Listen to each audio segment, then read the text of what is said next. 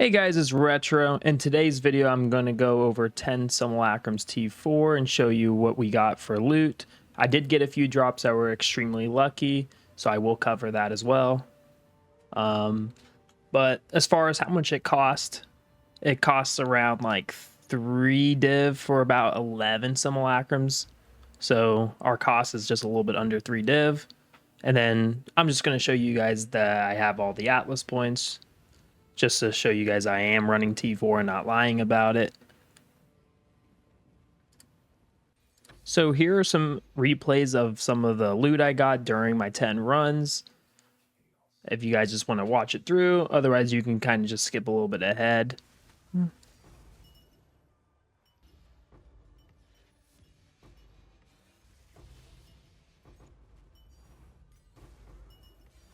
After completing my latest set of runs, I took the time to break down the loot I acquired, and overall, it was a very profitable and rewarding experience. I wanted to share my findings, including my luckiest drop, the overall value of the loot I obtained, and my general thoughts on running these encounters for farming currency. If you're interested in farming efficiently and maximizing your gains, this should give you a good idea of what to expect. Without a doubt, my luckiest drop in this batch was a level 20 spirit gem. This drop is quite rare, far rarer than what I usually get from these runs. Typically, I end up with level 20 uncut skill gems, which are decent, but nowhere near the same value as a spirit gem. To put it into perspective, the spirit gem is currently valued at around 6 divines, which is absolutely massive. This is not the kind of drop you can expect consistently though. If you're running these encounters, do not expect to get this kind of reward within 10 runs. It's just too rare. However, when you do get it, it feels incredibly rewarding and can make a massive impact on your total profit margins. One of our primary goals during these runs was to secure a Maelstrom Flask, but unfortunately, luck was not on our side. This flask is one of those high-value items that can truly make a run feel worthwhile, but the drop rate is extremely low. While we didn't manage to grab one this time around, the potential is always there, and that's part of what makes these encounters so exciting. Every run has the potential to drop something game-changing, and that anticipation keeps me coming back for more. We did, however, get a Megalomaniac Jewel. While this might sound like a fantastic drop, this particular one turned out to be fairly underwhelming. The market for these jewels is incredibly volatile, and the value depends heavily on the mods rolled. In my case, the jewel wasn't great, but there's still a chance I could sell it for 40 Exalts if I get lucky with the right buyer.